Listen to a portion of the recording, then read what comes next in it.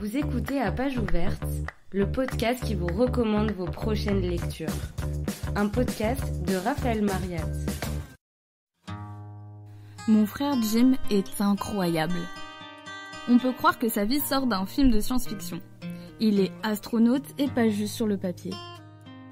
Il a déjà foulé le sol lunaire, oui, la Lune. Et il est allé sur Mars, c'est déjà historique. Mais c'est pas fini. Il prépare une mission pour Jupiter. Jupiter! Une mission inédite, bien plus lointaine que tout ce que l'humanité a tenté jusqu'à présent. C'est le genre de projet qui donne des frissons, qui fait rêver autant qu'il inquiète. Mais Jim, lui, se sent prêt. Il a cette détermination presque absolue. Jim s'élèvera porté par le vide et le silence, là où l'espace devient presque divin. Pour lui, l'univers n'est pas une frontière. C'est un appel. Bienvenue dans ce nouvel épisode. Aujourd'hui, on part loin. Très loin. On monte à bord d'une fusée direction Jupiter. L'introduction du podcast a donné la parole à Emily, la sœur du personnage principal de Go Ganymede. Pensez-vous qu'un jour, l'humanité ira aussi loin dans l'espace? Et si c'était pour bientôt? Antoine Bello, lui, a tout imaginé. Il nous emmène dans un futur pas si lointain, avec un projet spatial complètement fou. Enfilez votre combinaison, bouclez votre ceinture et soyez prêts à décoller dans la fusée d'Antoine Bello.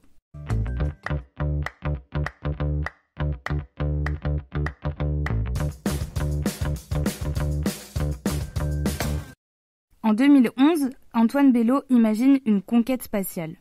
Il l'écrit alors dans sa nouvelle de science-fiction Go Ganymede. Mais ici, pas de narration classique. C'est un assemblage d'articles comme si on feuilletait de vieux journaux. Dès le départ, le ton est donné. Go Ganymede, la lettre, est une publication de l'association Go Ganymede. Elle parut pendant 4 années consécutives au mois de juin entre 2058 et 2061. Résultat, on a l'impression de lire le passé du futur. Imaginez, on est en 2070. On vient de mettre la main sur des archives racontant une vieille mission spatiale. Une mission un peu oubliée, mais incroyable. Au centre de cette histoire, il y a un nom, Jim Mute. Astronaute américain, prêt à relever un défi immense, partir en mission autour de Jupiter. Rien que ça. Et ce n'est pas un débutant. Il a marché sur la Lune. C'est d'ailleurs sur cet astre qu'il a fêté ses 28 ans en 2046. Et puis, le 2 avril 2056, il a été le premier homme à poser le pied sur Mars. C'est Stan Lutz, président de l'agence spatiale américaine, qui le recrute pour le projet Ganymede 25, un programme lancé en décembre 2057, innovant sur 2 points.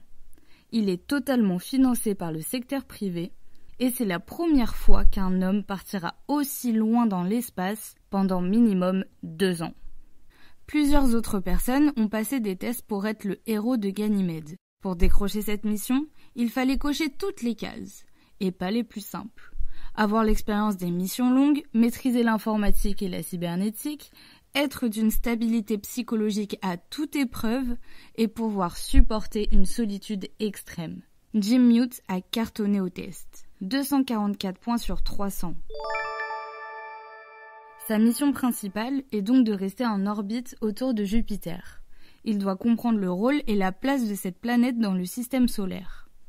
L'astronaute doit aider les scientifiques et les chercheurs américains à exploiter les ressources de Jupiter. Et pour accomplir ses ordres, Jim Mute sera seul. Il pourra communiquer avec la Terre par radiosatellite, mais pendant 2 ans, voire plus, il vivra seul dans une capsule spatiale de 26 mètres carrés. Avant de partir sur Jupiter, Jim Mute doit respecter un programme intellectuel et physique. En mars 2058, il s'installe dans les quartiers du Centre spatial Kennedy en Californie. Réveil à 6h15, petit-déj équilibré par un diététicien, puis jogging de 9 km. À 8h30, cours d'informatique. L'après-midi, classe de vie à bord. C'est là qu'il apprend les situations concrètes qui peuvent arriver pendant son voyage dans l'espace. Et pour finir, 2 heures de physique et d'astronomie pratique. Fin de journée à 17h30. Et pas question de traîner. Extinction des feux à 22h15, pas 1 minute de plus. Très vite, l'astronaute de 40 ans devient une star. L'association GoGanymed compte des milliers d'adhérents. Tout le monde veut tout savoir sur cet homme de l'espace. Les portraits de lui s'étendent dans la presse. L'un d'eux résume parfaitement son esprit. Jim Mute aura consacré sa vie à la conquête spatiale. Ce féru d'équilibrisme s'est fait du dépassement plus qu'un principe, une véritable esthétique. L'attrait de la Lune n'eut qu'un temps. Il lui fallut Mars et aujourd'hui Jupiter. Qu'il paye de sa vie cette marche supplémentaire dans sa course aux étoiles lui importe peu. Vu son âge, Mute sait que Ganymède 25 est sa dernière mission. Et à quoi bon vivre encore s'il n'est plus question de doubler un jour d'autres planètes? On est le 26 mai 2059. La fusée de Ganymède 25 vient de décoller. 3, 2, 1...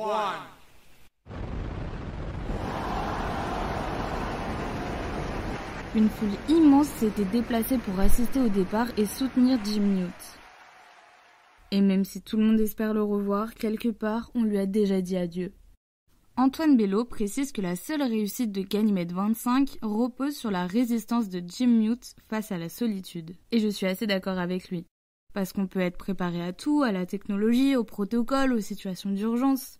Mais est-ce qu'on peut vraiment se préparer à être seul aussi longtemps? Je veux dire, vraiment seul. Pas un « je reste chez moi un week-end sans voir personne », mais seul à des millions de kilomètres, sans contact direct, sans regard, sans voix humaine autour. Même si on n'est pas astronaute, à moins que quelqu'un en route vers Jupiter m'écoute en ce moment, ce qui serait un petit peu fou, on peut tous comprendre ce que c'est ce vide-là. Ce moment où t'as envie de dire quelque chose à quelqu'un, juste partager un détail, un paysage, un frisson, et y a personne pour t'écouter et te répondre. Rien. Le silence total. Et là, on parle pas de quelques jours, pas d'un mois. La mission est censée durer au minimum 2 ans. Minimum. Alors oui, il se peut que dans 4 ans, Jim soit encore là-haut à tourner autour d'une autre planète, toujours seul. Malgré ces conditions difficiles, Jim Mute est monté sereinement dans sa capsule. Mais d'ailleurs, à quoi elle ressemble ? Antoine Bello a imaginé un studio flottant dans l'espace. 26 mètres carrés avec une hauteur de plafond de 2,40 mètres. L'astronaute y dispose d'une table, d'une chaise, d'un récepteur vidéo, d'un lit métallique. Et pour l'hygiène, il y a un évier et une douchette. Question déco, le vide est le maître. Aucune photo n'est accrochée, les couleurs sont neutres et personne ne s'est attardé sur les matériaux des meubles. Finalement, ce sont les ordinateurs et le système radio qui donnent une âme à cette capsule. Jim Mute doit continuer à s'entraîner physiquement, au moins 2 heures par jour. Alors, on lui a installé tout ce qu'il lui faut, des haltères, des cordes à sauter et une machine spécialement conçue pour lui. Sur cet appareil, il peut courir, ramer, pédaler et soulever des poids. Grâce à un traitement chimique, l'oxygène et l'eau sont recyclés. Et pour la nourriture, l'agence spatiale lui en a fourni pour au moins 2 ans. Question distraction, Mute recevra ses programmes radio et télé préférés. Et il pourra être mis en contact avec sa sœur ou ses amis quand il le souhaite. Et puis, petit à petit, 1 an passe. Le 4 juin 2060, Jim Mute est en orbite autour de Jupiter. Et très vite, après cet exploit, on peut lire dans les journaux: l'agence n'a pas confirmé la rumeur selon laquelle le projet Ganymède 64 serait déjà à l'étude et pourrait être lancé d'ici à 5 ans. Selon nos informations, pourtant, il s'inscrirait directement dans la continuité de Ganymède 25 pour commencer une exploration systémique des ressources du sous-sol de Jupiter. Ce que cette nouvelle raconte, c'est aussi ça. La conquête spatiale devient une opération de com', un business. GoGanymed, c'est presque une multinationale. 300 employés, des milliers d'appels chaque jour pour entendre le rapport de Jim, un catalogue de goodies, des centres de visite. Pendant que Jim Mute est là-haut, seul, ce sont les autres qui profitent. Ils gagnent en visibilité, en prestige, en argent. Jim devient un symbole, une marque, un produit. Et plus il est isolé, plus on parle de lui. Son silence devient un spectacle. Son absence, une opportunité de marketing. Mais au fond, pourquoi est-ce que ça marche? Parce que l'espace a toujours été un rêve, un mythe. Même avant les fusées, on envoyait notre imagination. D'ailleurs, Jupiter porte le nom du roi des dieux romains. Depuis toujours, cette planète nous fait rêver, et aujourd'hui, avec Ganymède 25, ce rêve devient presque concret. On n'observe plus Jupiter. On y est. Même si Antoine Bello ne l'explique pas dans son livre, avoir appelé la mission Ganymède 25 n'est pas un hasard.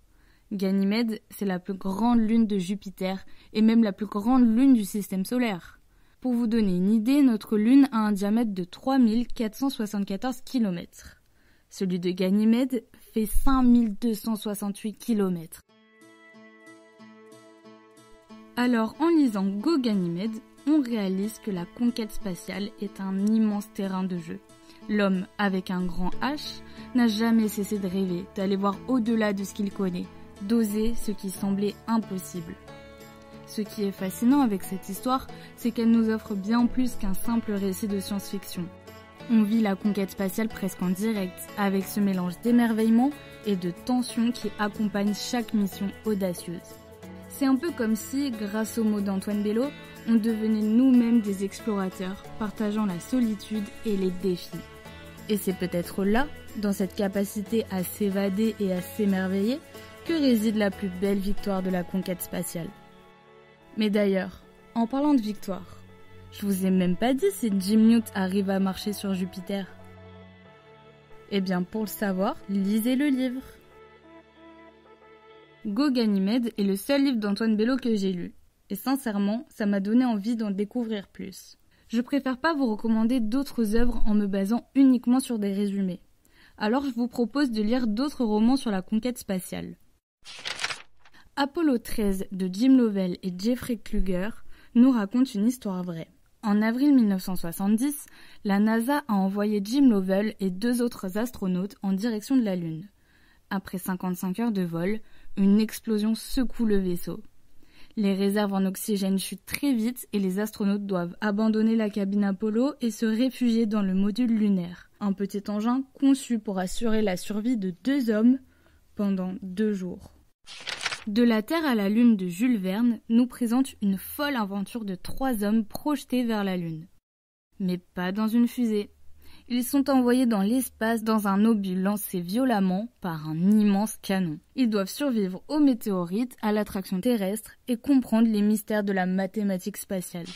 Voilà, ce qu'on retient de tout ça, c'est que l'univers est infini, comme les histoires qu'on peut y lire. Alors, rendez-vous en librairie pour les parcourir. Vous venez d'écouter À Page Ouverte, un podcast écrit et réalisé par Raphaël Mariat. Pour plus d'épisodes, rendez-vous sur votre plateforme d'écoute préférée.